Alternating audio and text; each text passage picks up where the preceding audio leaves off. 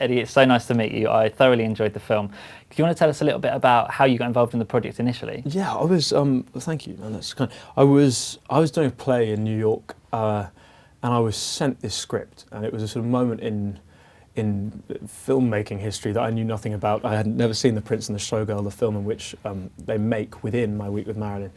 And I was kind of astounded that I hadn't heard about this guy who had had this momentary fling with Marilyn Monroe. So I sort of read the script, loved it. I was doing this play. There was a wonderful actress called Zoe Kazan, who was doing, American actress who was doing a play next door. She came and read Marilyn for me while I put myself on tape, and then cut to about sort of a few months later, and I went up to Toronto where Michelle was shooting a film, and we did a screen test there, and got the part. Amazing. So you never saw that film. Had you seen any other Marilyn Monroe films? And did you know anything about her, really?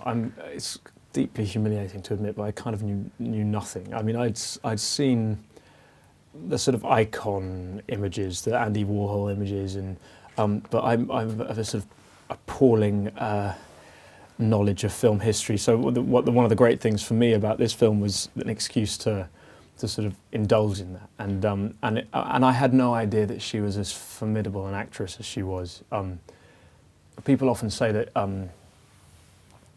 playing yourself, oh God, that person always plays himself. And if I could play myself that well, but not only does she play herself, but she that sort of effortlessness with which, in something like The Prince and the Showgirl, that she's described as champagne in that. It's kind of this light frivolity that looks effortless, but it takes a huge amount of work. And having been working in this world for a few years, it's amazing to see how often those performances that look as if they're sort of completely free and have taken a vast amount of work.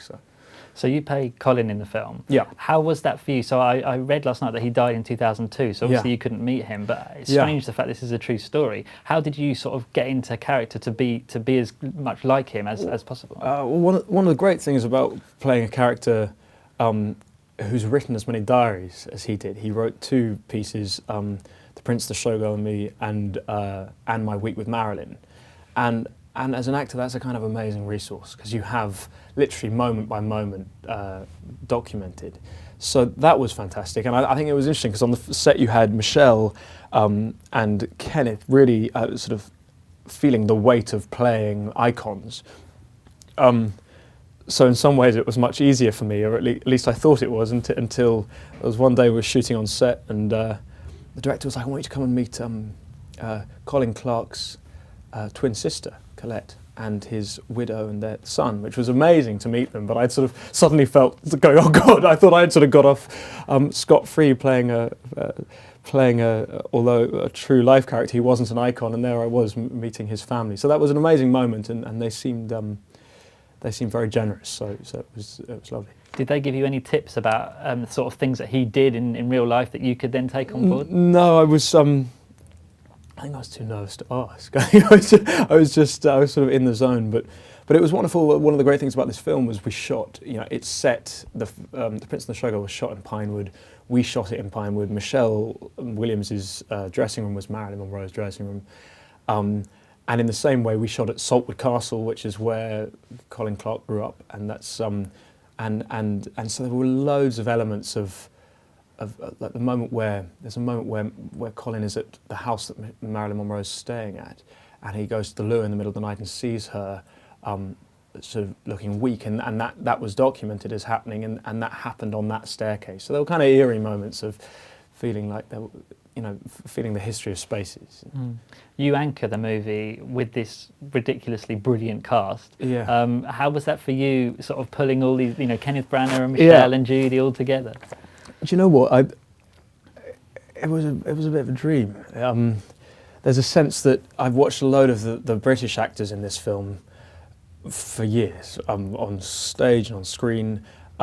So I myself and Michelle are in most of the movie, and it was like this sort of every day another Knight of the Realm would arrive, and I'd get to sort of mess around with them for a day, and then, but coupled with that, I also had Dom Cooper and Emma Watson, who are friends, who'd been friends, but I'd never worked with before, and so that was a lovely thing. It was sort of different generations, and then couple that with Michelle, who's an actress who I've sort of long admired, and it was really it was an extraordinary experience for me.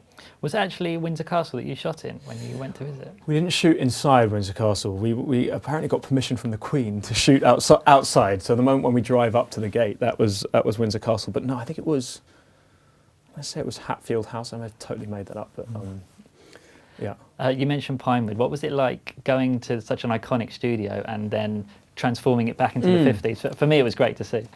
What was amazing is that, you know, I think this film deals with a lot about the romance of filmmaking and a nostalgia for filmmaking and British filmmaking, but and it's rare in the sort of, I suppose, more commercial world of that now to get caught up in it, but it still exists. And when we were at Pinewood, we were shooting Marilyn in one studio. Literally next door, connected on that long corridor, was Pirates of the Caribbean 4. Next door was Hugo Cabret. Captain America was there. Toby Jones, who plays the publicist, was doing Tinker Tailor Soldier Spy, Captain America and Marilyn all at the same time. 3 different accents, like running from one set to the other. And that's amazing because you walk down this one corridor and you have sort of Marilyn Monroe tottering down.